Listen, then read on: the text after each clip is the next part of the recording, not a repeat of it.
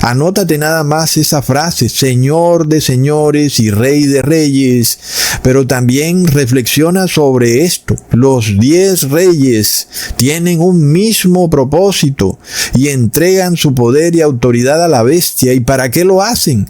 Para pelear contra el Cordero, y el Cordero los vencerá. Pero plop, supuestamente son cristianos. ¿Cómo es que van a pelear contra el Cordero, verdad? Qué tremendo engaño, hermanos, porque no estamos ante un verdadero cristianismo, estamos ante un cristianismo masónico. Plop.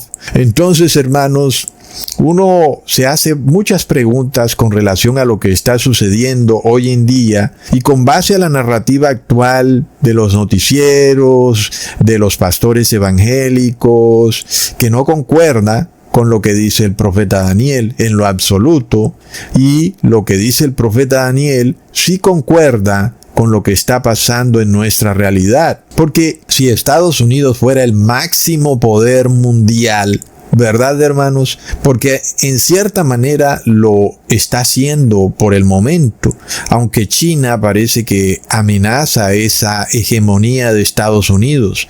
Pero si fuera cierto que Estados Unidos fuera ese único poder mundial que ejerce la hegemonía global, entonces yo pregunto por qué Estados Unidos está solicitando la ayuda de Europa, ¿verdad, hermanos? Porque Marco Rubio no va a Sudamérica.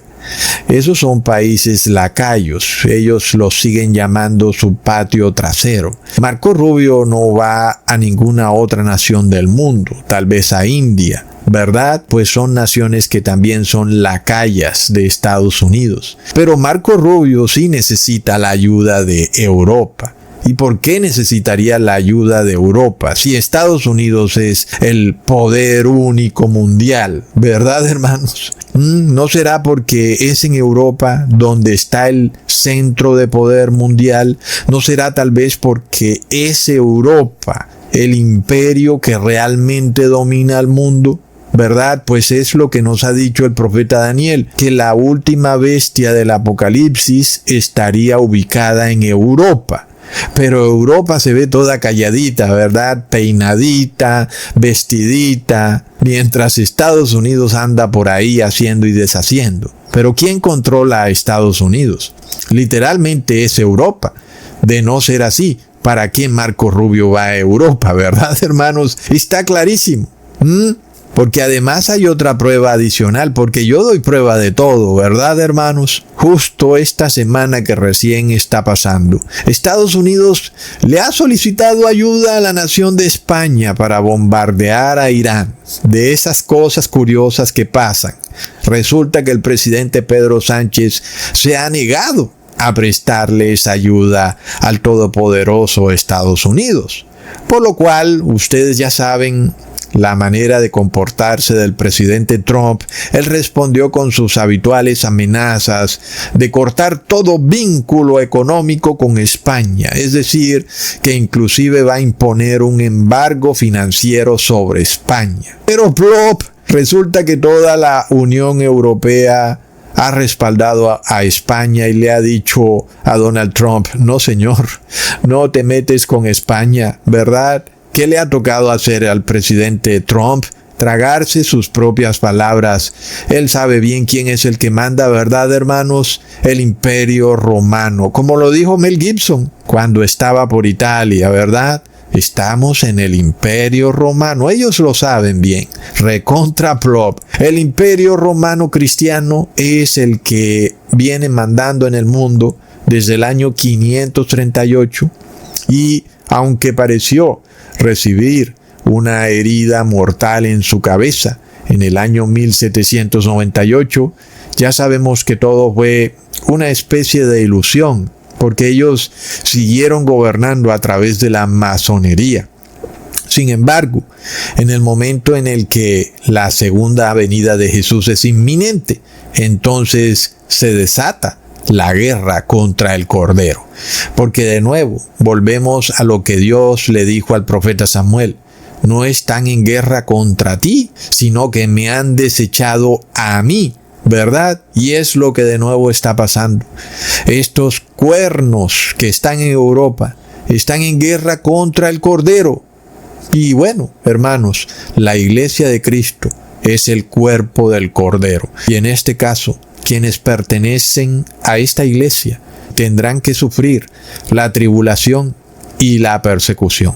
Después de las cruzadas hacia Jerusalén, sigue la persecución a los verdaderos cristianos, tal como ocurrió en la Edad Media. Está clarísimo, hermanos, que la historia se está repitiendo al pie de la letra.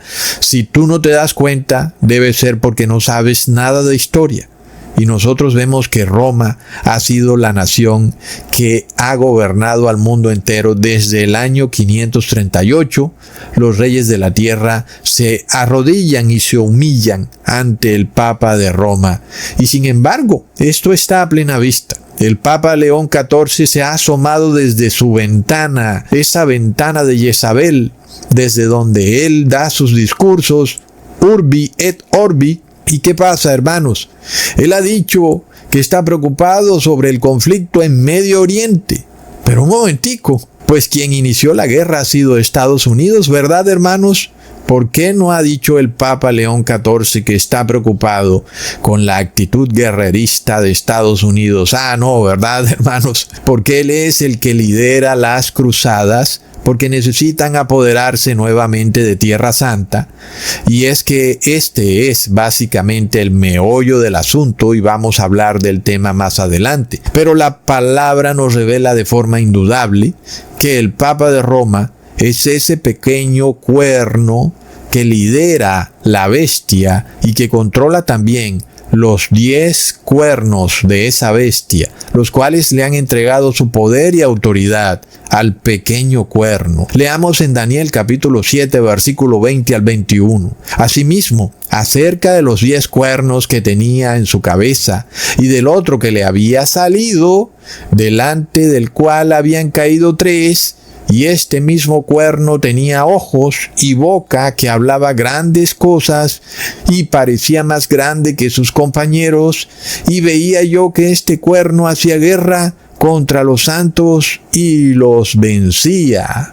Entonces, es importante aquí algo, porque este pastor Armando Alducín es experto en enredarlo todo. Mucho cuidado con este punto, que este pequeño cuerno que aparece aquí en el capítulo 7 de Daniel es distinto del pequeño cuerno que aparece en el capítulo 8 de Daniel. Mucho cuidado, porque el cuerno del capítulo 7 de Daniel es un hombre. Se nos dice que tiene ojos y boca, que habla blasfemias, es un ser pensante, es un ser que tiene conciencia y que es capaz de desatar una guerra contra aquellos que guardan los mandamientos de Dios y que tienen la fe de Jesús.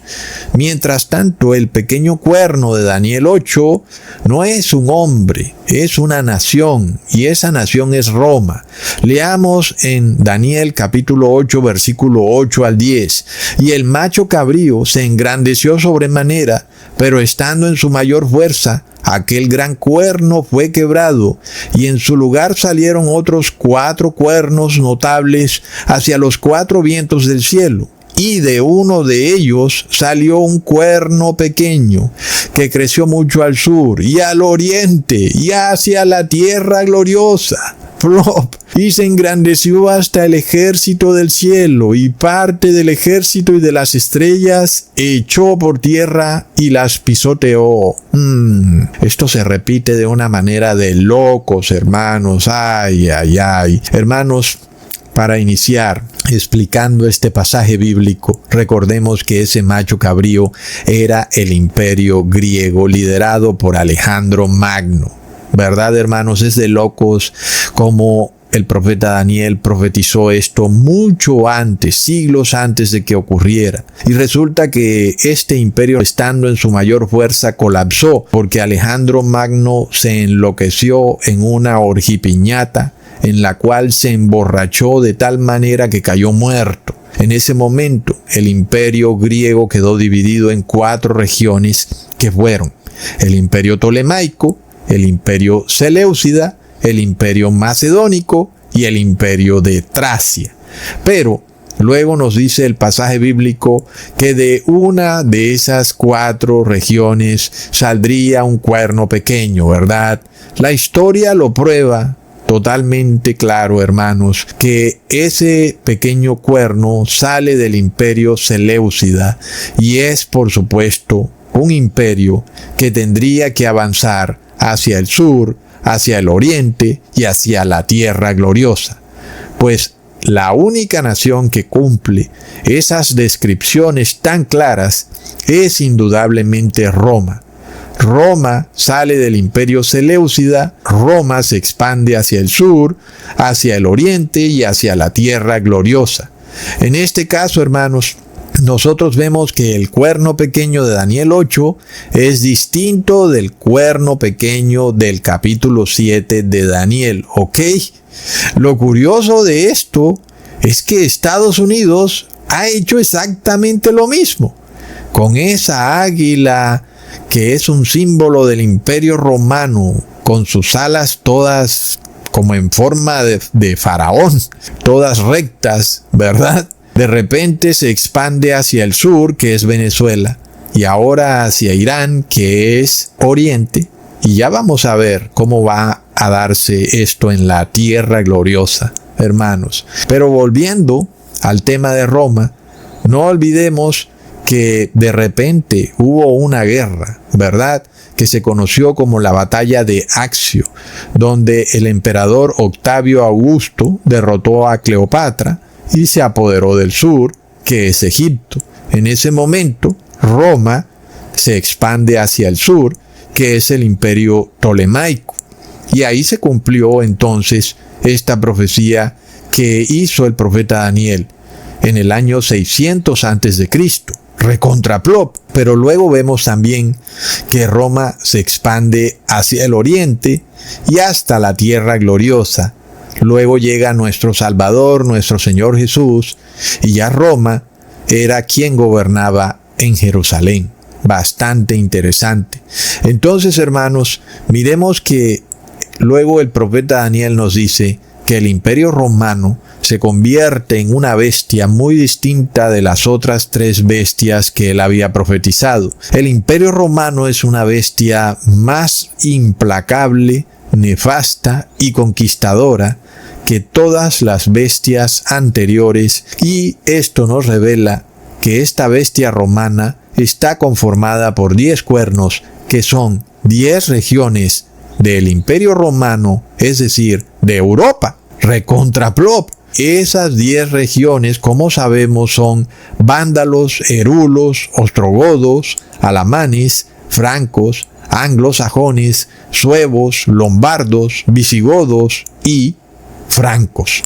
Este pequeño cuerno, ahora sí, del capítulo 7 de Daniel, es el anticristo, es un hombre, es el gobernante, el rey de la tierra, que sale de una pequeña región de Europa, también llamada Roma, ¿verdad, hermanos? Y que luego estos 10 reyes se le arrodillan y le transfieren su poder y autoridad a este pequeño cuerno. Esto está a plena vista.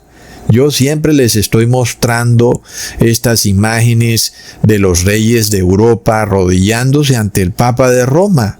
Es evidente que quien manda es el Papa de Roma, ¿verdad, hermanos? No olvidemos también que esta invasión de Estados Unidos del sur al oriente ocurrió semanas antes de que el